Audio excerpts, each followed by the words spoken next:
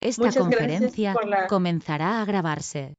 por la presentación, doctor Neira. En primer lugar, dar las gracias a la Sociedad Peruana Filialica, Sociedad Peruana de Pediatría de la Filialica por esta invitación y en particular a la doctora Vaca, a la doctora y a usted, doctor Neira, que han hecho posible esta conexión, y un saludo en especial al presidente de la filial, el doctor Eusebio Aliaga Guillén.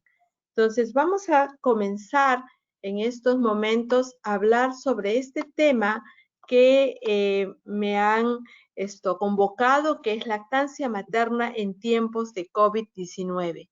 Tiempos difíciles que nos tocan vivir, tiempos que van a ser historia probablemente, y comenzamos con esta imagen que para muchos lugares representa todavía un reto por asumir, y es el contacto piel a piel también en el hijo de madre COVID. Y entonces, a ver, espero que ustedes hayan visto que pasé la diapositiva. Sí, ya lo están viendo. Entonces, Sí se ve. fíjense que ya en esta semana que han tenido este curso, ustedes han hablado mucho de las ventajas de la lactancia materna para el bebé, las ventajas de la lactancia materna para la mamá, y yo creo que no hay ninguna duda que además la lactancia materna es necesaria para la sociedad, para el mundo, para el ambiente en el que nos encontramos. En conclusión, creo que la vigencia o la importancia para un recién nacido que reciba leche de su madre, pues no tiene a este último día de curso ninguna duda. Sin embargo, ahora en estos tiempos de pandemia, ¿qué estamos atravesando? ¿Qué nos está ocurriendo? Entonces, vemos que es importante poder tomar esta decisión del equipo de salud, ver cuáles son los riesgos, ver qué temores tenemos, qué mitos existen, qué está pasando para que esto que lo conocemos plenamente termine siendo una realidad. Y por otro lado, ¿qué pasa en nuestros servicios de salud en esta situación y frente a la pandemia? ¿Cómo estamos en recursos humanos? ¿Hay carencias? Generalmente todos me van a contestar sí hay carencias, porque en ningún lugar nos está sobrando recurso humano. ¿Cómo está nuestra infraestructura? ¿Tenemos suficiente? Ahora estamos hablando de lugares diferenciados para gestantes COVID y no COVID. Estamos hablando de lugares diferenciados para pacientes en general COVID, para aquellos hospitales que son multidisciplinarios para todas las etapas de la vida, que atienden a todo tipo de población y requieren lugares diferentes. La gestante comparte tal vez con otro tipo de pacientes COVID con mayor morbilidad, qué situación vive cada quien, y eso tiene que estar en una balanza con todo aquello que conocemos de los grandes beneficios de la lactancia.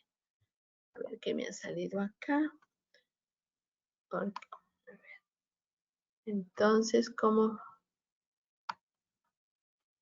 Ya. Muy bien. Entonces, ¿qué problemas afrontamos en estos tiempos de pandemia? Variaciones con respecto al apego del bebé. A lo largo de los años hemos llegado a avanzar mucho en lactancia materna.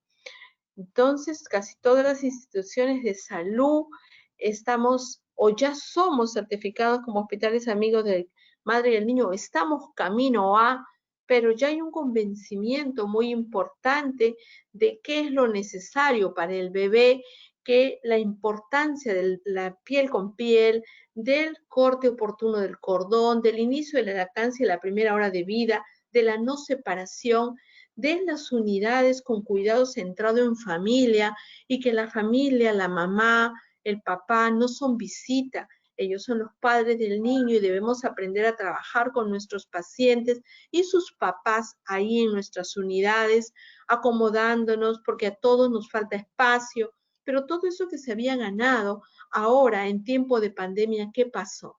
En la mayoría de lugares hubieron variaciones, desde las más drásticas, un retroceso años luz a lo que era nuestra manera rutinaria de atender al bebé y sus familias.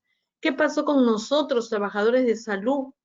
entramos en estrés máximo con una enfermedad tan terrible como es la infección por el virus SARS-CoV-2, una infección que de pronto nos ha venido tocando a nuestras familias y a nuestros compañeros.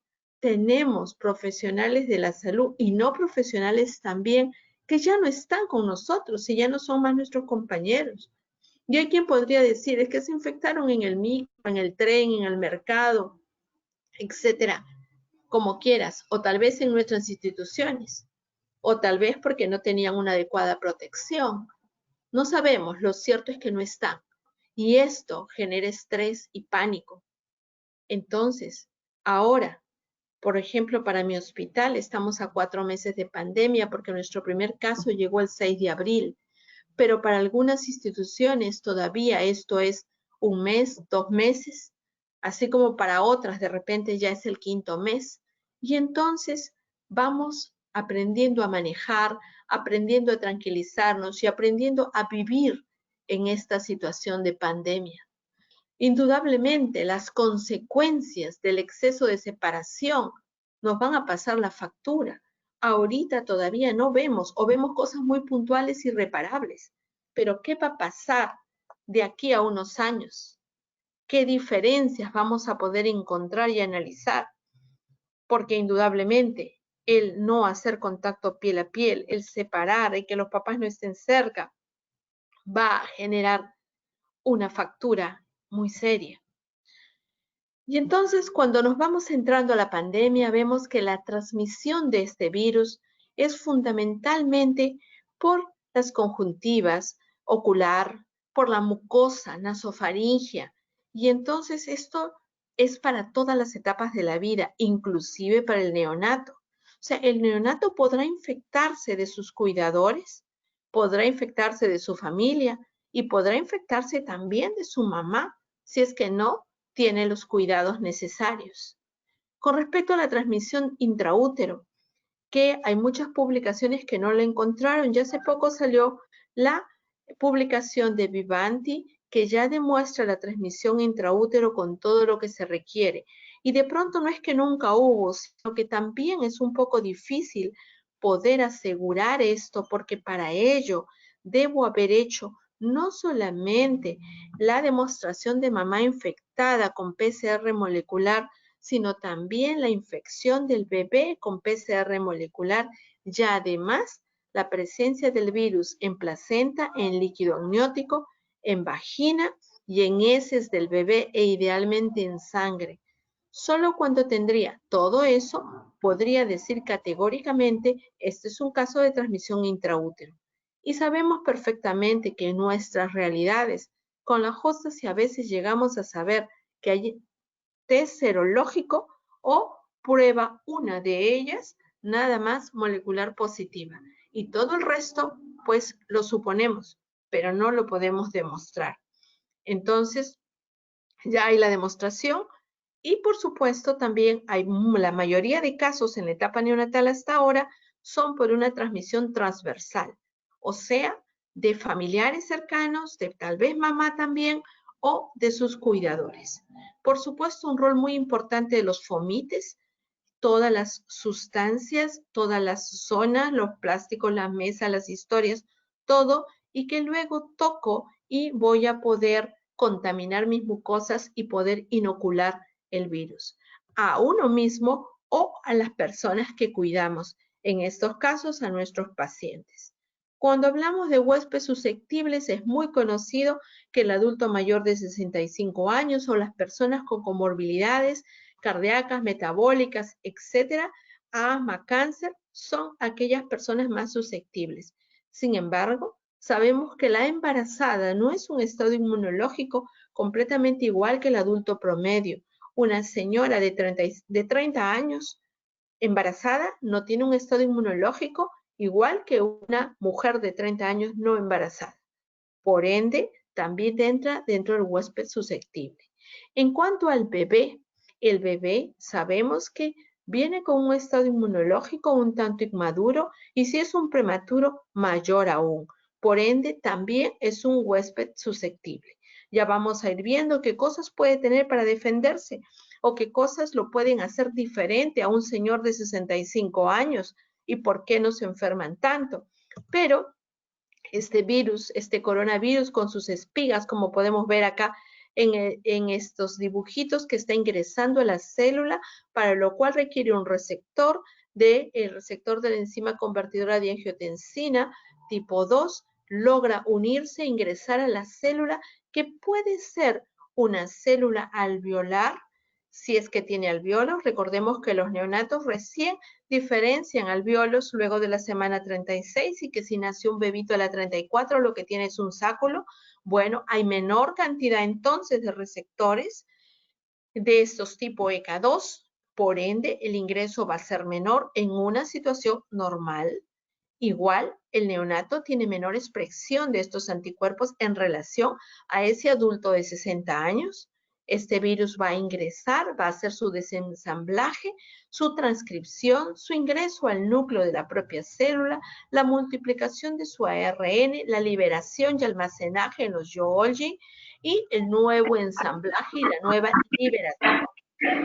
En la parte superior, a ver, creo que alguien tiene su micro prendido, por favor, se lo apague.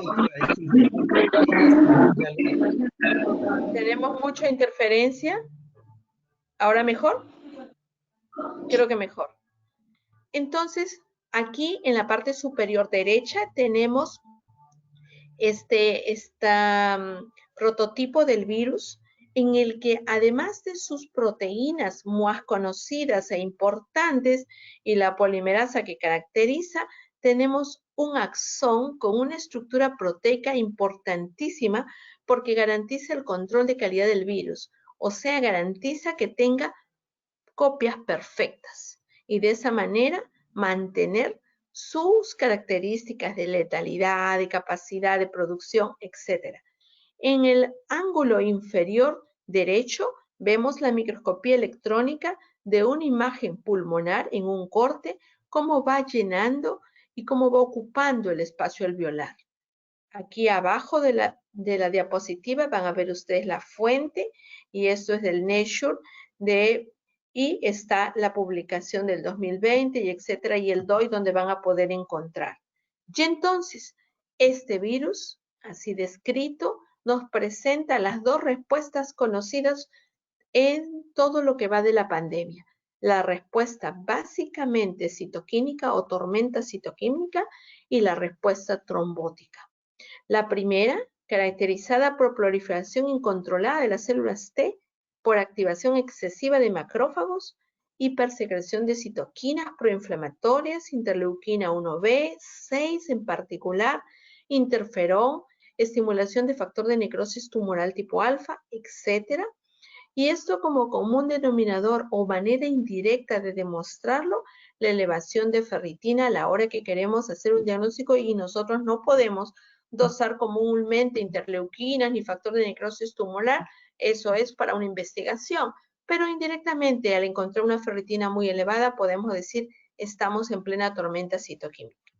Y a la imagen superior derecha ustedes van a ver de un lado un alveolo que puede estar muy limpio y va ingresando el virus, y ahí siempre hay macrófagos, digamos, patrullando. Hay unas células, está el leucocito tipo 2 que va a expresar este receptor de AC2, donde va a unirse el virus, y luego vamos a ver la respuesta de la derecha, en la que comienza a activarse todo el factor de activador de plasminógenos, leucotrienos, factores oxidantes, etcétera, etcétera.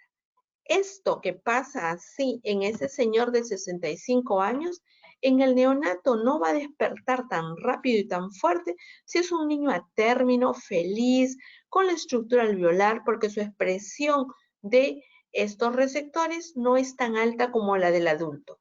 Sin embargo, así como su actividad de respuesta inflamatoria es un tanto disminuida.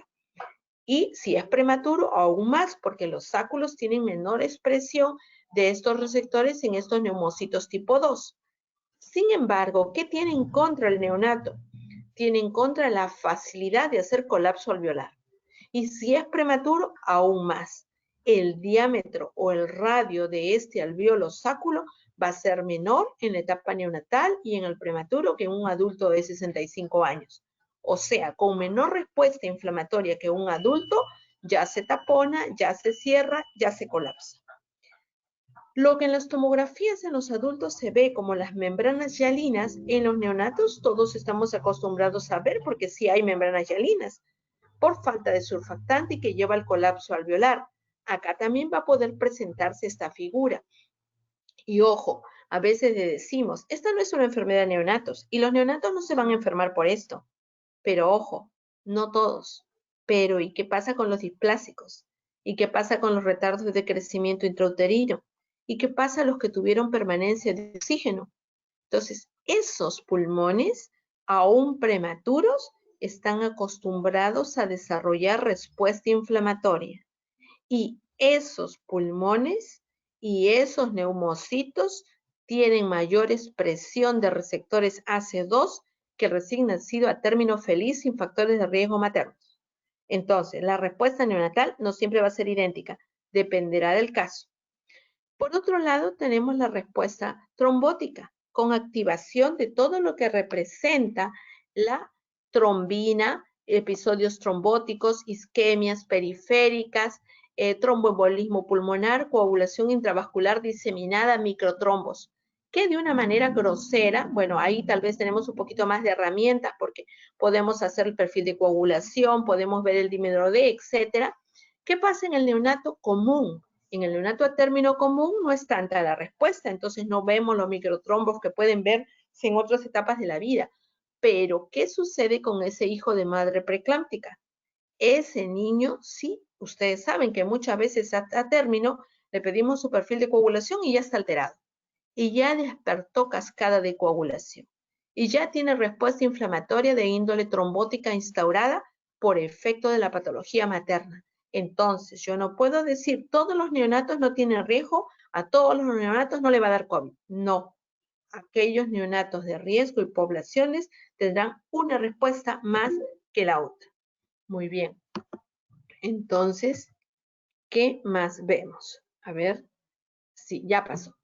Muy bien. Entonces, fíjense ustedes que en el adulto decimos, luego de la unión con este receptor de la enzima convertidora de angiotensina, el LECA2, que está presente no solo en el pulmón, sino también en el riñón, en la célula endotelial, en la célula intestinal, inclusive glomerular, se va a liberar monocitos, macrófagos, interleuquina 6 y toda la cascada que hemos visto. Cada vez ahora se está hablando también que en el corazón, porque también allí hay receptores y que puede haber hasta miocarditis asociada a este virus. Ojo, no solo en los adultos, también en los neonatos. ¿Todos los neonatos van a responder igual? No, dependerá qué factores de riesgo, qué tuvo mamá en el intraútero. Y entonces vamos a ver que hay una actividad de respuesta humoral y celular. Y entonces, ¿qué pasa con el bebé? Recién nacido a término, presencia disminuida de receptores CK2 en alvéolo y menos en sáculos. Pero neonato con displasia broncopulmonar, receptores con elevada exposición de respuesta inflamatoria y presencia de receptores CK2. Esta radiografía que ustedes ven ahí es una neumonía por COVID en un paciente displásico. Un paciente que llegó justamente de ICA a nuestra institución para una fotocoagulación láser, aparentemente con antecedente de ser un niño displásico, ser un niño con una osteopenia y con una anemia importante que venía sin dependencia de oxígeno, solamente una fotocoagulación. Y para ese entonces, comienzos de pandemia, abril, no pedíamos prueba rápida ni molecular a nadie que llegaba. Entonces llegó un niño asintomático a un servicio regular y se hizo no se operó el día que llegó porque tenía una anemia, una hemoglobina de 8.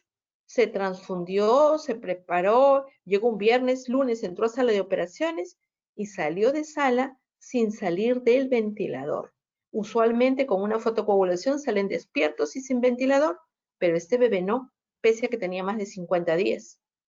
Entonces, cuando salió, no salió del ventilador, la placa previa que tenía, que no era un pulmón sano, era un pulmón displásico, pero más limpia que esta, que ya es una neumonía franca, se vio una neumonía franca, había tenido marcadores inflamatorios, o sea, PCR, hemograma, normales al ingreso, y 3 días luego estaba con un PCR altísimo y todos sus marcadores alteradísimos.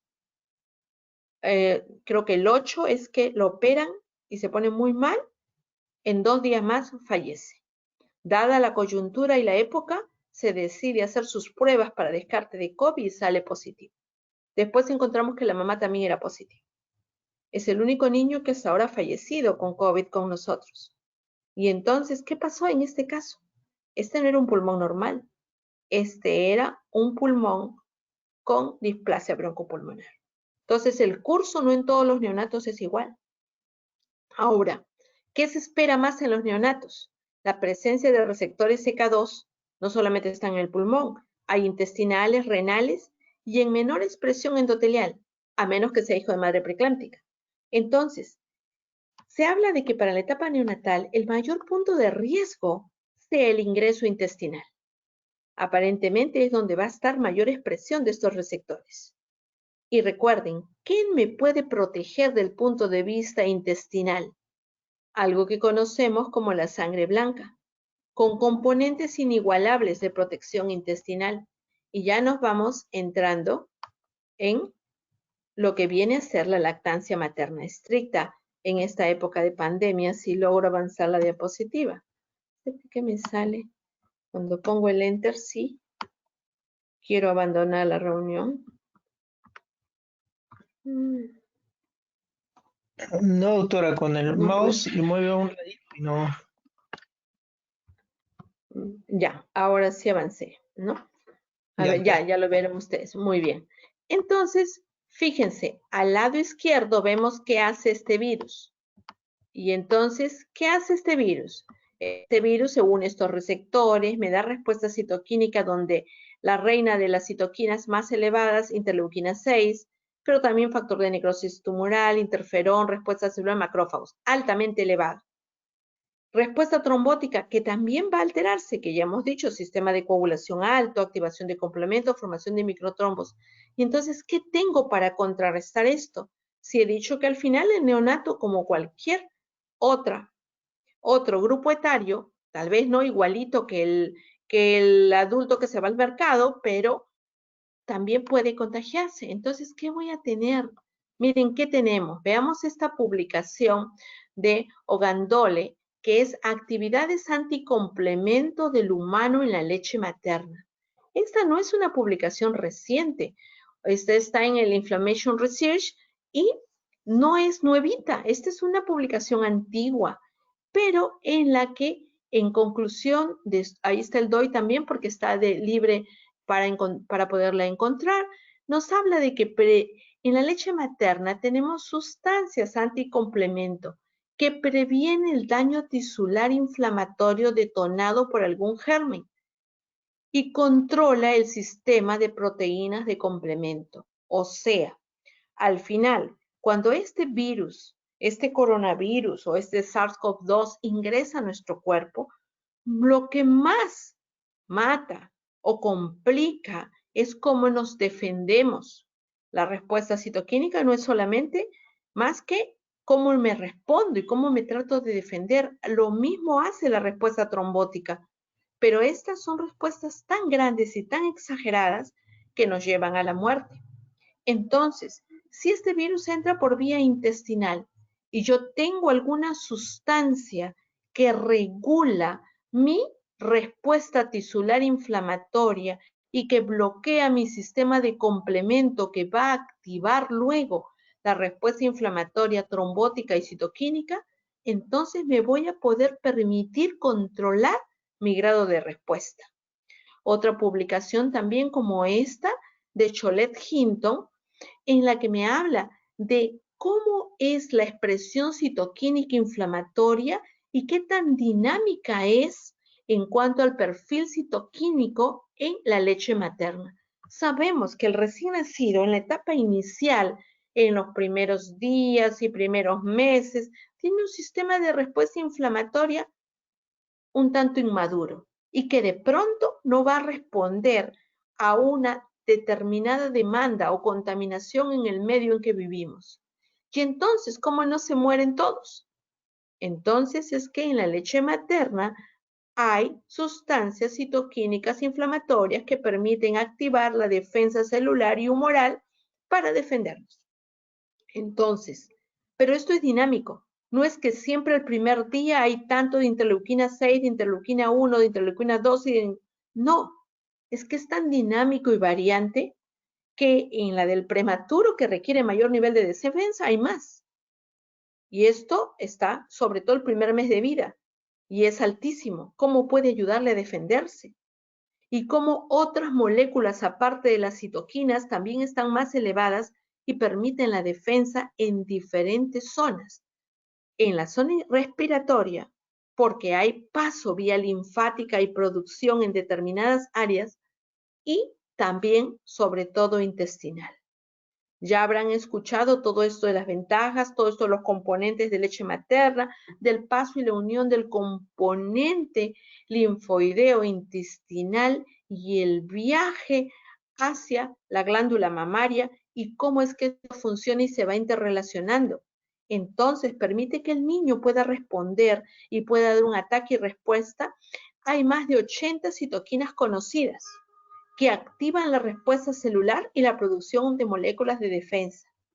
Entonces, miren, cuando el adulto se infecta, tengo que estar pensando qué cosa voy a dar para parar la respuesta inflamatoria, porque no hay manera de tener algo que me dé un sistema anticomplemento o que me moldee la respuesta citoquímica. Se da, y tengo que buscar con qué medicamentos las controlo.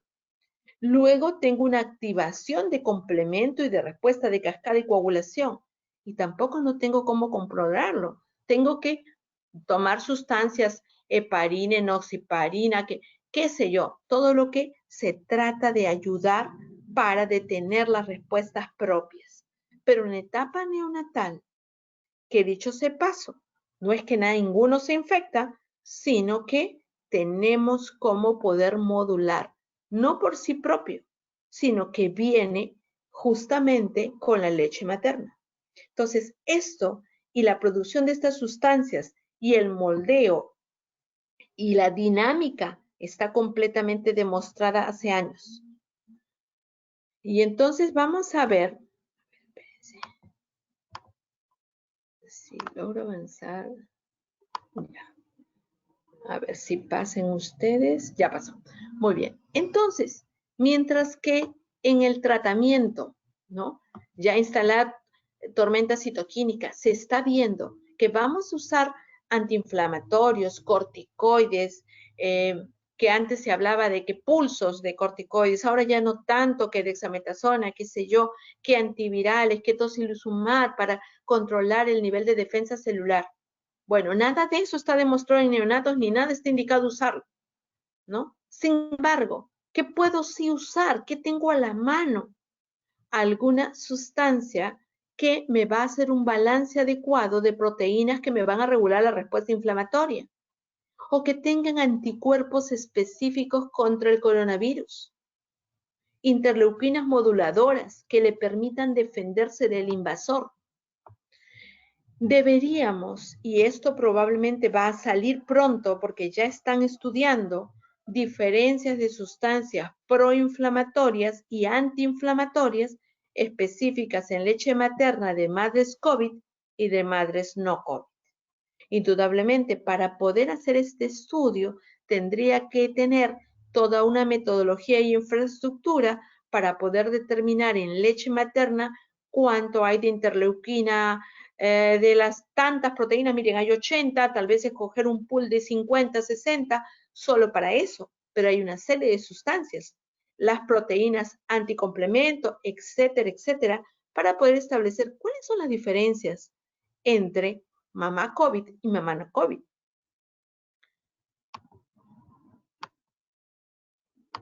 Muy bien, entonces, ¿qué cosa más hay de lo que vamos viendo en la literatura? Esto es del American Journal of Perinatology y habla, es la literatura de Shema en la que publica y nos señala en este artículo la no demostración, por lo menos para ese momento, y esto es mayo mayo inicios de no demostración del paso del virus de la leche ni capacidad infectante. Pero no solamente eso, sino que se pronuncia mucho sobre efecto tóxico de medicamentos usados en tratamiento COVID materno. Y entonces estudian, creo que ya se conocía, por ejemplo, de algunas de las moléculas como la hidroxicloroquina, como los corticoides, como la ivermectina. Y entonces, ¿qué tanto pasa leche materna a estas sustancias y qué tanto podrían ser tóxicas? Inclusive tocilizumab. Entonces, si esta señora es una puérpera que va a dar de lactar, pero debe medicarse porque está muy comprometida, tampoco el uso de esos medicamentos contraindica la leche materna. Y entonces comienzan a pronunciarse de qué es mayor daño, el desapego, el no tener después producción láctea, el estresarse por no saber cómo está su hijo o las infecciones que tiene que asumir el niño por la suspensión de esta lactancia. ¿O será que dejarlo que lacte de su madre que atraviesa toda esta circunstancia y que como organismo adulto produce anticuerpos y que como cualquier leche materna produce sustancias inflamatorias y antiinflamatorias que de manera dinámica van a ayudar a que este niño se pueda contrarrestar el problema en caso de infectarse? ¿Qué es mejor? ¿Separación y no darle nada y dejarlo que pueda solo con su sistema inmunitario inmaduro o darle algo que le da la naturaleza que va a ayudarlo a contrarrestar en caso se infectara? Miren esta otra publicación de Don en la que demuestra anticuerpos específicos de leche materna en una mamá con COVID.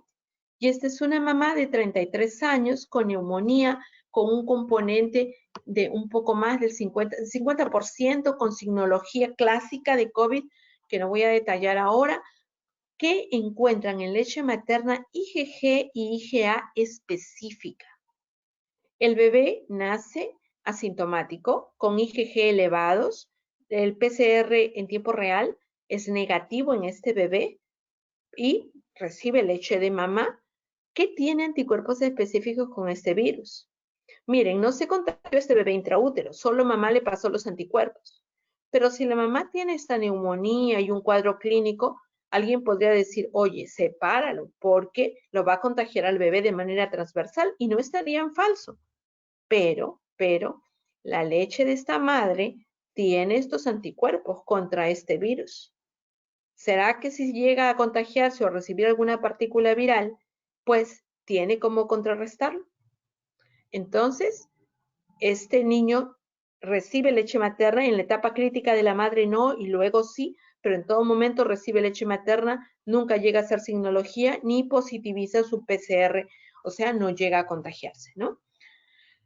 Entonces, muchas de las publicaciones que van saliendo no llegan a encontrar. A ver, déjenme pasar. Miren, esta es una publicación brasileña y nos habla de guías de lactancia durante la pandemia COVID. Y lo que nos dice Martín Laurindo Tumaicor y colaboradores, ellos hacen una revisión sistemática para este momento, que es abril 2020, y evalúa la evidencia disponible sobre la presencia de este virus SARS-CoV-2 en la leche materna de mujeres embarazadas afectadas con COVID.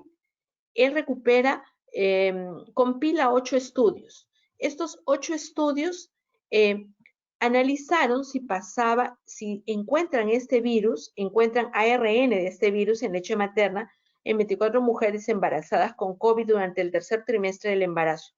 Todas las pacientes eran sintomáticas, todas tenían neumonía demostrado con tomografía y cuadro clínico evidente.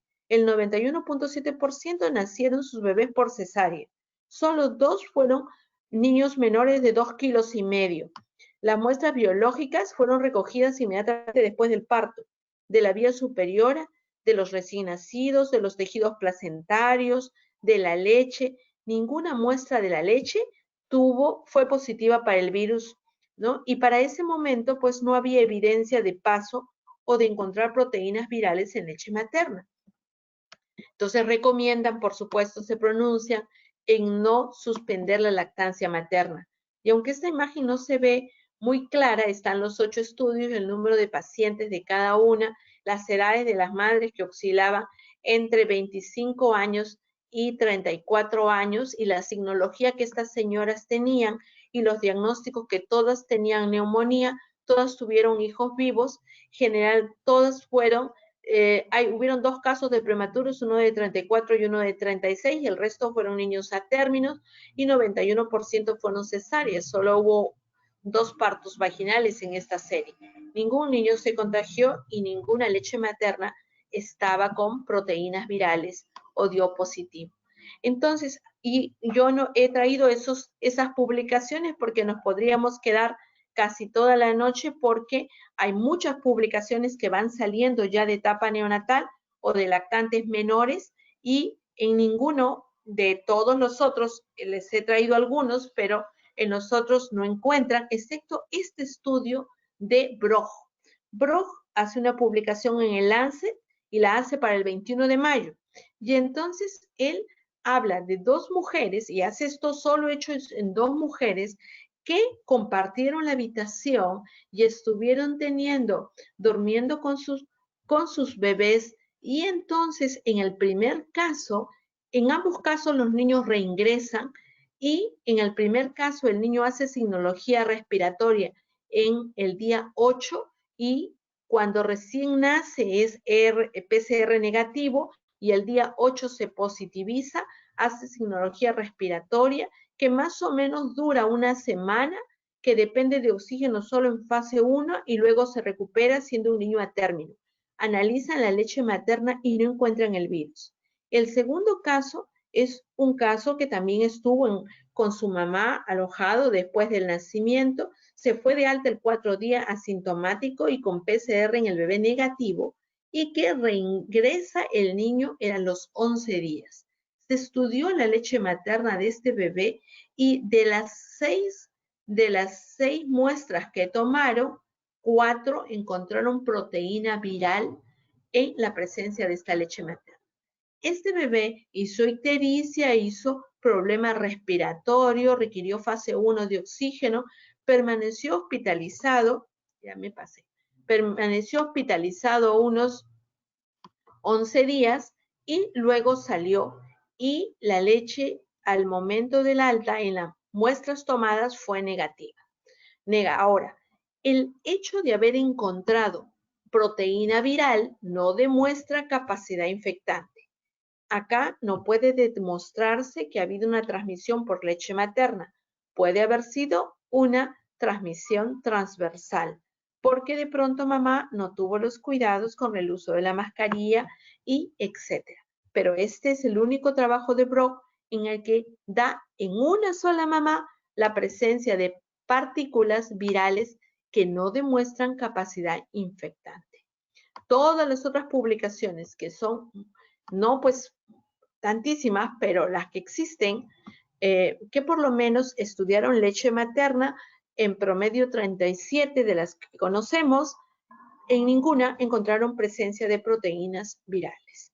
Esta es la guía que está utilizando Argentina en estos momentos en cuanto a estrategias para la detección en la terapia intensiva de los niños con madres de sospecha o confirmación de la enfermedad para junio 2020. Ellos también recomiendan la ligadura de cordón oportuna, 2 o 3 minutos, y que no hay ninguna evidencia que contraindique contacto piel a piel y que se proteja la lactancia, que se promueva la lactancia con las medidas de bioseguridad, lavado minucioso de manos, de la piel, de la zona del pecho, de las areolas, cuidar que la ropa no esté con secreciones nasales, ¿no?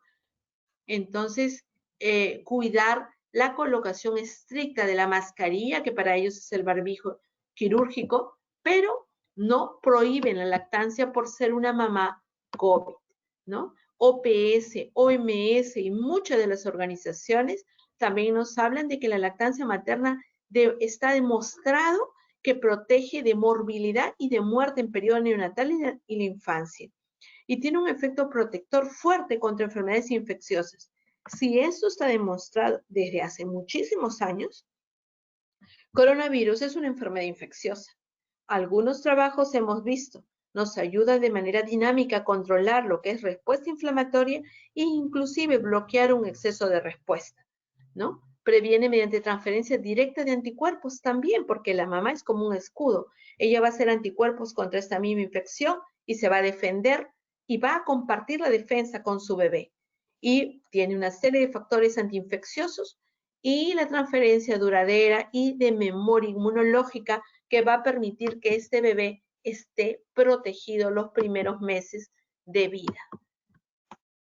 Entonces, ¿y qué tenemos en nuestro país? Tenemos la resolución ministerial, esta resolución ministerial del 30, espérense que ya se me pasó, del 30 de abril, que aprueba la Directiva Sanitaria 97 para la prevención y atención de la gestante o recién nacido con riesgo o infección por COVID-19.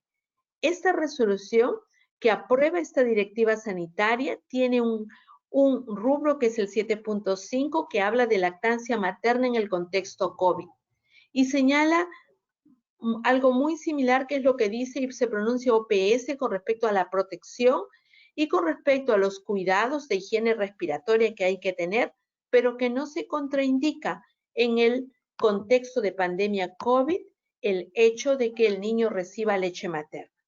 Nosotros en la institución también tenemos nuestra guía de atención neonatal, que también está aprobada con la resolución directoral 90-2020, que también favorece, apoya y protege la lactancia materna en estos tiempos de COVID. Nosotros en la institución, una gestante que llega a emergencia y que requiere una atención por su gestación es tamizada. Si se va a hospitalizar y va a dar su parto, puede ser en una sala de partos que está diferenciada porque ya para ese momento sabemos si es COVID o no, y una sala de operaciones que también está diferenciada.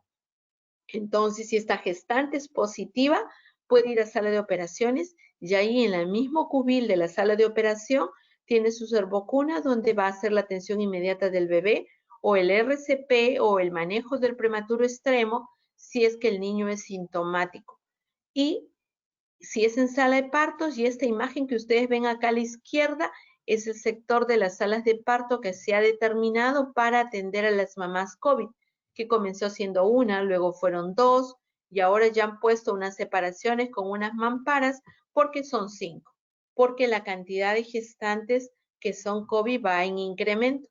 Y ahí tenemos una sala que al inicio estaba dentro de la sala de parto, que era solo una, pero ahora que son 5, ya tenemos una sala donde recibe los nacimientos de cada una de estas puertas y entonces se da en un lugar. Y entonces el bebé va a pasar o a sala de aislamiento, y tenemos 2 salas de aislamiento, o a la terapia intensiva o intermedia en el caso que lo requiera. Si es en sala de operaciones, de acuerdo a nuestra guía y de acuerdo a las guías que están ahora vigentes, que variaron también en el contexto de pandemia, porque cuando esto comienza, diciembre, enero, China y inclusive algunas instituciones internacionales recomendaban separación. Sin embargo, ahora, a más tiempo de pandemia, ya a 7 meses de pandemia, se ha demostrado y se ha visto que realmente lo mejor para estos bebés es seguir haciendo el contacto piel a piel y el corte oportuno de cordón. Si el niño requiere reanimación o atención, se hace dentro de la sala de operaciones, y si es en sala de partos, también debe de hacerse el contacto de piel a piel y el inicio de la lactancia materna dentro de la hora. Lo que sí tenemos que vigilar es que la mascarilla sea una mascarilla por lo menos quirúrgica. Quisiéramos que hubiera de repente para ese momento una careta protectora y que la mascarilla esté en adecuada posición. Y entonces esto que está en la resolución ministerial, que está en nuestra resolución directoral, que ya está, miren desde cuándo les digo junio y estamos julio, aún no se aplica, porque mentiría si les dijera de que se aplica al 100%, no. Es un trabajo, justo este martes tenemos una reunión al respecto. Nadie niega las ventajas de la lactancia materna, todos estamos muy conocidos, pero hacer esto, trabajar en esto, es un reto importante. Nuestros pacientes lo necesitan, los bebés lo necesitan, la mamá lo necesita. Ya estamos en un momento de pandemia, probablemente esto no va a ir, va a mantenerse. Ya tenemos que tener cuidado con las protecciones, cómo me acerco, cómo cuido, ¿no? Pero no voy a dejar de hacerlo. Ahora, indudablemente, la mamá que está intubada, que la mamá que están ventilando manualmente, no, pero la gran mayoría de gestantes son asintomáticas o oligosintomáticas. Entonces, en ellas no podemos dejar o prohibir que esté junto la mamá con el bebé. Yo imagino que en toda esta semana ustedes han sido muy fortalecidos al respecto y han tenido muy buenas presentaciones en torno a todo lo que representa la lactancia materna. Esto es un poco para compartir cómo va en mi institución el número de atenciones y el número de ingresos en total, y la cifra, la línea roja es los partos en el hospital. Los primeros meses un promedio de 1.400, 1.500, abril fue terrible, abril comenzaban a llegar las pacientes COVID y subimos de 1.500 en promedio a 1.852 nacimientos, y acá abajo están las mamás COVID. Ese mes fueron solo 60, pero para mayo 229, para junio 233, y esta línea va subiendo, y para julio estamos cerrando con algo más de 300. Entonces, y los nacimientos se han elevado un poquito. Entonces, como ven ustedes, ¿cuántos pacientes hijos de mamás COVID vamos atendiendo?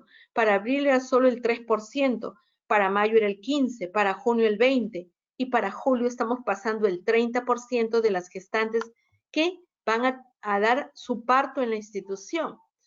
Esta presentación es el número de hijos de mamá COVID que hemos atendido. Entonces, fíjense ustedes que en abril requirieron 8 niños atención POUSIN. ¿Y por qué? Porque por más que tenga COVID, no deja de ser una gestante que tiene otras morbilidades. Ejemplo, prematurez, placenta previa, malformaciones, preeclampsia, corionitis, etc. Los problemas comunes por los cuales una gestante va a culminar su embarazo.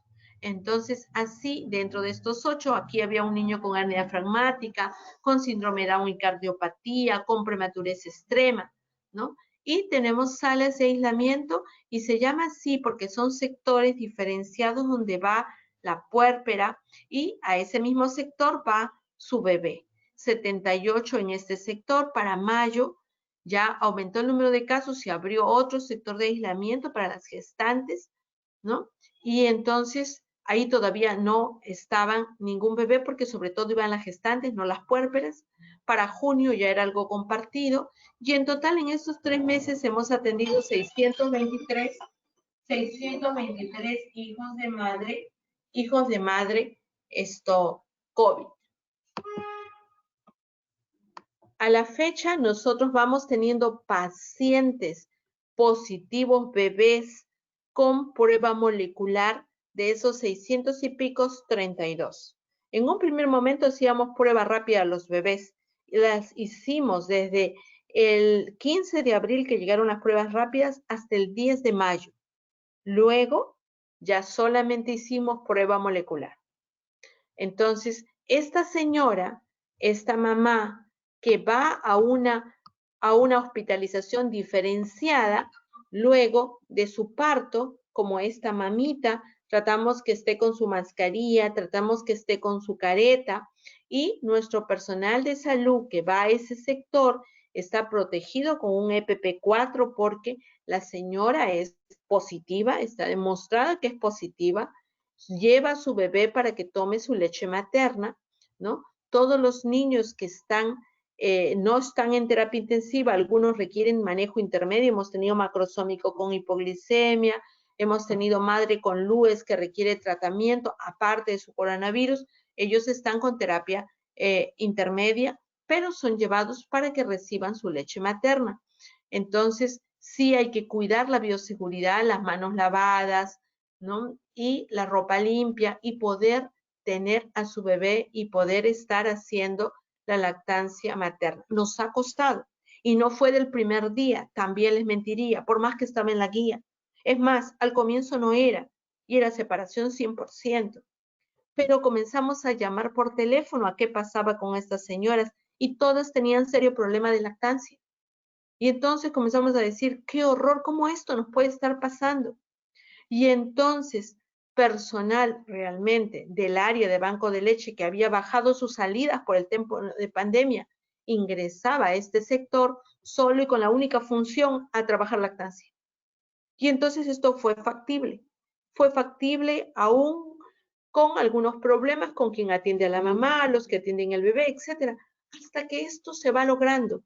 Y ahora ya es una cosa que ya está implementada. Ahora en agosto renovamos las salidas del banco de leche. O sea, ya no va a haber alguien estricto, pero ya el personal que está atendiendo, ya esto se instauró y ya se está haciendo un tema continuo. Entonces, la bioseguridad es importante, es muy importante. Aquí tenemos a otra mamá a explicarles cómo es el lavado de manos, cómo tienen que tener cuidado de tener la mascarilla en su adecuada posición cuando están dando de lactar a su bebé, el poder dejarles una cuneta a los pies de la cama, le ponemos una cuneta a los pies de la cama y por lo menos les garantizamos que puedan estar con su mamá, con su bebé durante las 12 horas del turno diurno. Dependiendo el caso y en algunas de ellas de cesárea, dependiendo de su actitud, que en algunas es más fácil y no en todas es igual, porque hay algunas mamitas que por más que le explican, señora, su mascarilla bien puesta, etcétera, cuando el personal regresa a la habitación, encuentra que la mascarilla no está en su nariz, está en su boca, está en su cuello. Entonces, sí requieren de una supervisión y un acompañamiento. Entonces, a veces eso es una limitación cuando no tenemos quien lo pueda hacer. Realmente, si somos un equipo multidisciplinario, el que esté ahí lo tiene que hacer, el que esté ahí tiene que fijar y tiene que apoyar, porque no siempre vamos a tener una persona solo y para que pueda controlar ese tema, ¿no? Las ventajas, ustedes saben que son completamente demostradas. Miren, este es un trabajo donde hay participantes peruanos, miembros de Lactared, hay una nutricionista, Carmen Villanueva, que es coautora de esto, por eso siempre lo pongo, porque sacamos esto, orgullo de que alguien de nuestra institución también pueda ser coautora de esto, Lactancia y Emergencia COVID-19, y es una publicación internacional donde nos hablan de todos los beneficios y todo lo que tiene que hacerse desde la terapia intensiva hasta el bajo riesgo en pos de proteger la lactancia materna, porque todas estas instituciones internacionales demuestran que es lo mejor para nuestro bebé. Y hoy día hemos querido también decir alguna de esas cosas que la fisiología lo demostró hace mucho tiempo y los estudios hace mucho tiempo en pos de cómo la leche materna defiende contra muchas infecciones. Y coronavirus no es una excepción. También con esto. Miren, es verdad que nosotros trabajamos, ponemos personal, les explicamos a las mamás y todo lo demás. Pero ¿cuánto tiempo? Una cesárea, una señora con parto vaginal, un día. Y una cesárea con suerte 3 días. Y usual 2 y medio. ¿Cuánto aprende una persona en un día o en 2 días y medio? ¿Cuánto aprende cuando está en el estrés que tiene coronavirus? Ustedes saben lo que representa tener coronavirus. Entonces, ella está asustada, acaba de dar su parto. ¿Cuánto aprende? Cuando el bebito nace y va a estas zonas de aislamiento, le toman su PCR molecular y de ahí comienza a estar con su mamá en la lactancia. Pero se va pronto y nosotros no le estamos dando de alta con algún familiar asintomático con prueba negativa. Eso no podemos hacerlo porque tendría que tener insumo para analizar a ese otro familiar, porque no le voy a decir, señor, traiga su certificado de prueba negativa para darle a su bebé de alta, porque eso quiere decir que yo me tendría que quedar con todos los bebés, porque una prueba, ¿cuánto vale? Y las personas no tienen para hacerse la prueba. Entonces nosotros, y ustedes han visto cuántas gestantes van naciendo, que es un promedio, comenzamos con 4 al día, luego 10 al día, luego 15 al día y ahora 20, 25 partos de pacientes COVID por día. Entonces, si me quedo con esos pacientes, yo no tengo dónde ponerlos. Si las mamás se van, ¿quién los va a alimentar? ¿Quién los va a proteger? ¿Quién les va a dar su leche materna? Entonces, no, se va con su mamá. Y entonces alguien me podría decir, ¿cómo se va con su mamá? ¿Y qué tal si no aprendió? Todos van a reingresar infectados. Y por lo menos de abril a julio, Solo han ingresado por emergencia 3 bebés que no nacieron con nosotros. Entonces, alguien me podría decir, oye, no, es que no reingresan contigo, pero están regresando en otro lado. Y de pronto, no sé, hacemos el seguimiento por teléfono, pero estamos como a un 45%, no un 100%, porque además el compromiso es dentro del mes. Entonces, dijimos a la semana, pero ahora son tantos que no alcanzan para las llamadas. Entonces vamos a esa cantidad, pero no hemos tenido reingresos. Entonces, cuando nos ponemos a analizar, decimos, oye, es que explicamos también que todas cumplen al 200, se lavan, tienen la cuneta al pie de la cama, la mascarilla está perfectamente puesta y todo está súper. ¿Será? ¿O será que como toma leche de su madre, por ahí recibe los anticuerpos y todas las sustancias que de una forma dinámica lo protegen impiden que haga cuadros clínicos? Tal vez no impiden que se infecte, pero impiden que hagan cuadros clínicos que los lleve a una emergencia o que los lleve a un establecimiento de salud. Estamos tratando de chequear eso. Yo creo que para un mes ya tendremos por lo menos los primeros 500 hijos de madre, qué cosa les pasó, dónde fueron, porque están completándose esas llamadas, pero por lo menos así vamos. Entonces, eso nos da cierta tranquilidad en poder seguir adelante. Y por supuesto, la calostroterapia. No olvidar, si la leche materna es excelente para las defensas, el calostroterapia, pues el calostro es una obra divina. Entonces, sobre todo en esos prematuritos, en esos quirúrgicos, en esos que están delicados en la UCI, o en esa madre muy sintomática que no puede dar de lactar directa o la que está muy enferma. Claro, alguien me dirá, bueno, anda tú y acércate a sacar el calostro. Sí, pues, pero si nos protegemos bien, si estamos con un EPP4, si nos cuidamos, si la señora está con su mascarilla, entonces por lo menos ahí no nos vamos a contagiar. Entonces, poco a poco tenemos que ir controlando nuestro miedo, que al comienzo era muy natural y completamente entendible, pero a veces hacemos un paralelo con el HIV. Cuando aparecieron las primeras señoras con HIV, nadie quería atender ese parto. Todo era 100% descartable, bueno, sigue siendo descartable, pero todo el mundo iba en sentido contrario. Igual cuando llegaron las primeras mamás con COVID, todo el mundo iba en sentido contrario y luego se daba cuenta de que es el que estaba de turno y tenía que volver a regresar. Bueno, igual acá, ya tenemos que entrar en un estado de tranquilidad porque esto es lo que necesitan nuestros pacientes, ¿no? No olvidar y no perder esta maravillosa sustancia. Y por supuesto, esto se va a administrar en el lugar de hospitalización, idealmente para su propio bebé, lo más inmediato al nacimiento posible, ideal dentro de la primera hora, los primeros minutos, no suspender. No es que ya acabó, se lo di dentro de la primera hora, le puse 4 gotas en la mucosa y nunca más. No, no, no, es que esto debe ser continuado, ¿no? Y recordar, el principal beneficio no es nutritivo, son esos anticuerpos, esas defensas, esas sustancias de presentación, ¿no? No contraindica estar en nada por vía oral, porque a veces decimos, no, pero si está en NPO, no puede recibir esto. Es que esto no es volúmenes grandes, medio centímetro, 0.2 mililitros. Eso no lo va a llevar definitivamente a una enterocolitis necrosante. Entonces, tratamiento. Todos los recién nacidos probables o confirmados por laboratorio deben ser admitidos a las salas de aislamiento o de acuerdo a la complejidad de lo que necesite. Terapia intensiva, terapia intermedia, precauciones estándar, va a requerir, de acuerdo a la complejidad, su vía endovenosa, sus surfactantes si es un prematuro, etcétera, sus pruebas para diagnóstico de COVID, ¿verdad? Pero no hay un tratamiento específico demostrado. No se ha demostrado en la etapa neonatal antivirales. Lo único que tiene evidencia desde etapa antigua y conocemos en la etapa neonatal es la lactancia materna. Y no porque seamos defensores nada más, sino porque hay suficiente evidencia que la leche materna tiene sustancias protectoras y antiinfecciosas. Entonces, las mujeres con COVID sí pueden amamantar. Y eso es todo. Y muchísimas gracias. Y bueno, si hay preguntas, daré atenta a sus preguntas. Doctora, muchas gracias por esta ponencia. Ha estado muy, muy interesante. Muchas gracias. Hay en realidad bastantes preguntas, así que vamos a tratar de contestar las que usted no haya hablado durante la ponencia, porque hay varias que usted Ok. ha mencionado las respuestas.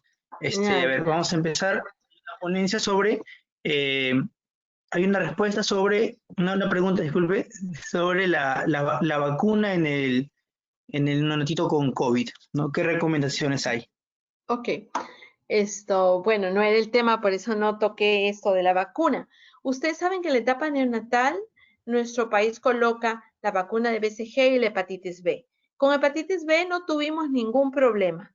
Con BCG, para un momento inicial de pandemia, al comienzo, se decía para aquellos países que les colocaban cuidado por la naturaleza de la vacuna, por el tipo del componente viral, no vaya a ser que esto tenga un efecto mayor de potenciar, no sabíamos cuántos neonatos se iban a infectar, etcétera, etcétera. Entonces se dio una disposición y hay una directiva del ministerio al respecto que se pone luego de los 15 días de vida. Últimamente sé que eso está en reconsideración, esperemos que prontamente cambien esa directiva. Realmente aquellos países que colocan la vacuna de BCG, porque no son todos en el mundo, aquellos que la colocan, pues no difieren el proceso de colocación y se coloca dentro de las primeras horas de vida igual que la vacuna de hepatitis B. No hay ninguna razón para postergarla. Hubo un documento con unas indicaciones de OPS que difundió también el ministerio con la idea de que ya pongamos igual que siempre dentro de las primeras 12 horas idealmente o hasta las 24, pero idealmente dentro de las primeras 12 horas. Sin embargo, no hay una directiva y en algunas instituciones pues se dicen sí, pero eso fue un circular con la publicación de OPS y hay una directiva que es un documento técnico de mayor peso que es el que debe ser cambiado. Y estamos en esa divergencia. Pero lo que dice la literatura actual es que no hay ninguna razón para que se postergue. Espero que con eso haya contestado la pregunta. Gracias, doctora. Hay otra pregunta acerca sobre cómo sería el control del recién nacido a los 7 días, 14 y 21 días. ¿Qué recomendaciones usted tiene? Sí, o sea, lo que pasa es que el control es como debe ser, pero todo depende que ya estén funcionando sus consultorios externos. Recuerden que hemos estado en época de pandemia y casi todas las instituciones cerraron los consultorios externos. Yo cuando comencé, creo, si no estoy mal, en la segunda lámina pongo centros de salud, establecimientos de salud en pandemia, carencias, recursos humanos, infraestructura, insumos, etcétera, etcétera. Recursos humanos es una cosa terrible. Por más que se hayan dado muchas directivas de incorporación de recurso humano, por más, fíjese, nosotros en la institución tenemos una carencia de 20 neonatólogos o pediatras. Algunas veces porque he estado muchas veces en ICA y algunas veces que he estado, todos saben que donde yo llego digo, algún pediatra no quiere trabajar en la maternidad o algún residente que esté terminando no quiere venirse conmigo y algunos se han venido, porque siempre nos ha faltado recurso humano. Y ahora, con colegas que pasaron los 65 años o que tenían morbilidades y están en casa, así tengo 12 en casa, ¿no? Y con otros que también han ido infectando. Hemos incorporado algunos, pero nos falta. Entonces se dio una disposición de que se cerraran los consultorios y ahora el consultorio de control prenatal ya está abriendo para agosto y nosotros no estamos abriendo todavía porque no tenemos cómo. Porque con la justa, si hacemos esto de las atenciones diferenciadas para los niños que están en COVID, los no COVID, lo que tenemos de hospitalización, que tenemos 120 camas y 30 de terapia intensiva. Entonces, para que hable a consultorio necesito el panel de médicos y de personal de consultorio. Entonces, el control es como debe ser, de acuerdo a la directiva nacional. Y en este tiempo de pandemia nos iremos normalizando de a pocos. Aquel que ya puede, ya desde agosto va a poder aperturar. El que no pueda aperturar en agosto tendrá que aperturar en septiembre. Mientras tanto, ¿qué hemos estado haciendo? Vacunas ya se está poniendo desde julio. Desde julio las vacunas de los niños que teníamos en seguimiento ya se ha incorporado y ya eso sí está haciéndose. O sea, la persona como se estaba haciendo el seguimiento telefónico, se coordinaba qué vacunas le faltan y una fecha de cita para ver el aforo y el distanciamiento social necesario y de acuerdo a un protocolo venían y entonces se ponen sus vacunas. pero el seguimiento del niño de alto riesgo, que es lo que nosotros hacíamos de una manera completa, todavía no se está dando. En conclusión, si ustedes están en un hospital donde ya funciona el consultorio, hay que hacerlo en los momentos que corresponde de acuerdo a la directiva nacional, en el bebé asintomático. El bebé sintomático, o sea, el de repente hijo de madre COVID que le hago su prueba de PCR molecular y me sale positivo, o sea, es un niño infectado. Ese niño está en aislamiento por lo menos 14 días. Lo tengo en aislamiento. ¿Qué tal al quinto día? Ese niño se puso 100% sintomático. Vuelvo a repetir el PCR molecular y se va a casa y va a seguimiento cuando le corresponde. Pero si era un prematuro de 1 kilo, queda en aislamiento 14 días y vuelvo a repetir un PCR molecular. Si sale negativo, no está en condiciones de alta porque estará pesando pues 200 gramos más. Sube a la terapia intensiva con todos los otros niños que no son COVID, porque ya tiene un PCR negativo. Y continúa hospitalizado hasta que solucione su tema de la prematuridad y se vaya de alta. Entonces, ese no va a tener seguimiento a los 7 días de vida, por más que funcione el consultorio, porque se va a quedar 2 meses internado. Entonces, ese requiere el seguimiento del niño de alto riesgo y va a venir a la consulta 48 horas después del alta. Entonces, en el niño a término se respeta para el seguimiento de las directivas nacionales. En el niño prematuro de alto riesgo es de acuerdo a la patología de fondo. Generalmente, en estos niños nosotros hacemos la consulta 48 horas después del alta. Y de ahí, de acuerdo a quién sea, a la semana, a los 15 y mensual, ¿no? Esa sería la respuesta. Gracias, doctora. Muchas gracias. Hay otra pregunta sobre, dice, buenas noches, doctora. Muchas gracias por su ponencia. ¿Puede una madre que haya superado la COVID-19 otorgarle los anticuerpos específicos a su hijo vía lactancia materna? ¿Alguna opinión sobre eso? Sí, o sea, yo lo presenté en una de las láminas que ya está eso demostrado y ha salido publicado. Y ojo, no es que después de que pasó el COVID, recuerden que nuestros anticuerpos se van a quedar en nuestra sangre por mucho tiempo. IgG se habla que puede estar presente de 4 a 6 meses. Y eso vamos a poder pasar todo ese tiempo al bebé por la leche materna. IgA, fíjese, en ese trabajo encontraron IgG y IgA específicas para coronavirus en la leche de esa mamá. Entonces, sí, sino que no siempre se busca todo eso en todas las leches de las mamás. Pero de hecho, esta mamá, así sea positiva, así no haya llegado a un momento de ser negativa, está transmitiendo los anticuerpos a su bebé. Por eso justamente es que no se prohíbe la lactancia. Lo que sí hay que cuidar que no contagie al niño de una manera transversal. O sea, ¿cuándo lo contagiaría? Cuando le da una buena tosida en la cara. Claro, por ahí me dirán, sí, pero en la leche materna hay muchas cosas protectoras, así es que si lo contagia ahí se recupera. Sí, pero siempre corro el riesgo. Entonces, mejor trato de evitarlo. ¿Cómo? Explicándole que tenga su mascarilla bien puesta, que se lave las manitos, que ponga la careta, por lo menos lo intento, ¿no? Gracias, doctora. Hay otra pregunta. Dice, ¿en la maternidad se sigue haciendo el contacto piel a piel por 45 60 minutos o ha habido algún cambio en eso? Sí. Realmente debo decirles que en todos los pacientes no COVID se sigue haciendo como siempre, o sea, su contacto piel a piel la hora completa. Buscamos que inicie lactar. En las zonas no COVID. En las zonas COVID, en nuestras guías, en nuestras directivas y en todo está. En la realidad se hace muy esporádicamente.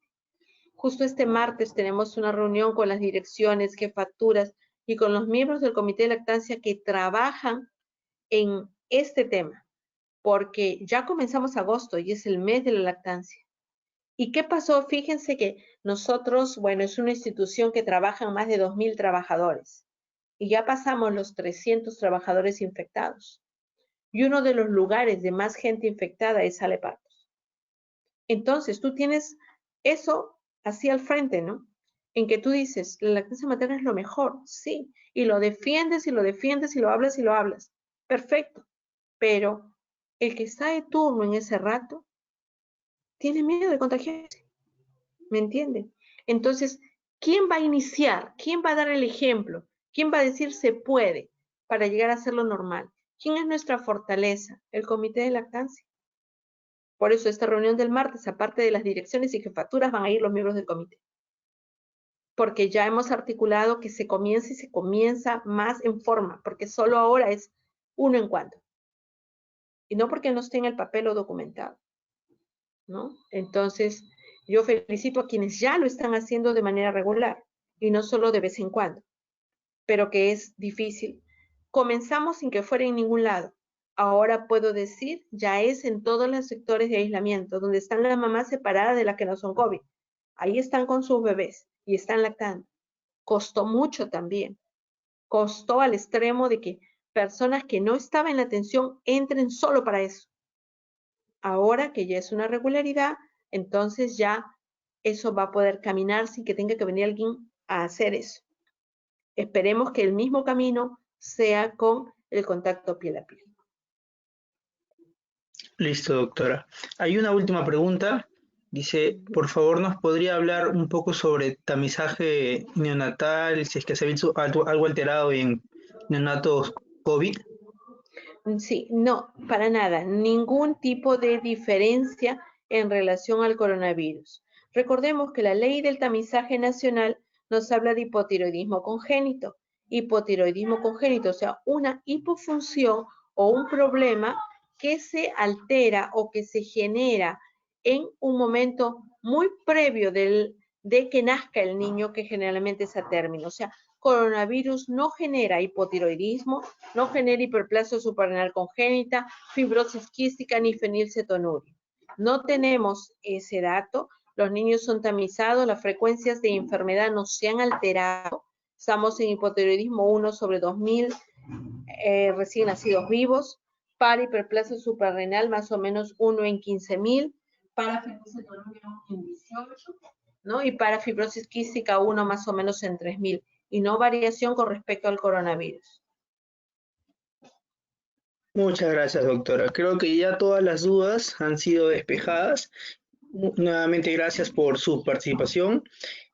No sé si quiera decir algunas últimas palabras antes de poder finalizar la ponencia. Nada, cuidarse todos. Tenemos que protegernos, tenemos que cuidarnos, pero somos trabajadores de salud. Y entonces nuestra tarea es velar por la salud de nuestros recién nacidos. Y lo mejor para el recién nacido es que reciba la leche materna de su mamá. Y para eso tenemos que trabajar y en pos a eso tenemos que hacerlo. Cuidándonos, nosotros no vamos a estar cara a cara con la mamá, tenemos que ponerlos en el piel a piel, tenemos que hacerles que lacten, tenemos que estar con nuestra careta, con nuestra mascarilla, pero tenemos que hacer que esto sea una realidad. Cuesta, es difícil, no es una cosa fácil, pero tenemos que lograrlo. O sea, tal vez si hay simultáneos, tal vez si la mamá está muy sintomática, en ella no, pero en la que está oligosintomática o asintomática, que son la mayoría, miren, de casi 600 mujeres, más de 600 mujeres positivas que tenemos en este tiempo de pandemia, ninguna señora ha estado grave para ser intubado, que requiera ventilación mecánica. Entonces, y en otros países sí han estado así. Entonces, nosotros podemos decir, la gestante, por lo menos de la institución, es fundamentalmente oligosintomática o asintomática. Entonces, no privemos al bebé de recibir la leche materna. Cuesta, hay que interiorizarlo, hay que dejar un poquito el miedo y pensar un poquito en el bebé también. Porque este momento, ustedes habrán escuchado las charlas y han tenido el contacto piel a piel, ese momento de la impronta es único en la vida del ser humano. Más adelante, a la semana, al mes, ya va a ser imposible repetirlo. Entonces, a cuidarse todos, bendiciones para todos y que Dios nos proteja en esta pandemia. Gracias. Muchas gracias, doctora, nuevamente. Le agradecemos a nombre de la Sociedad Peruana de Pediatría y esperamos contar con su participación en posteriores ponencias. Gracias. Listo, gracias. Buenas noches. Buenas noches, doctora. Buenas noches. Bueno, agradecerle a todos los que han estado acá presentes en esta última charla culminando ese ciclo de teleconferencias por la Semana Mundial de la Lactancia Materna.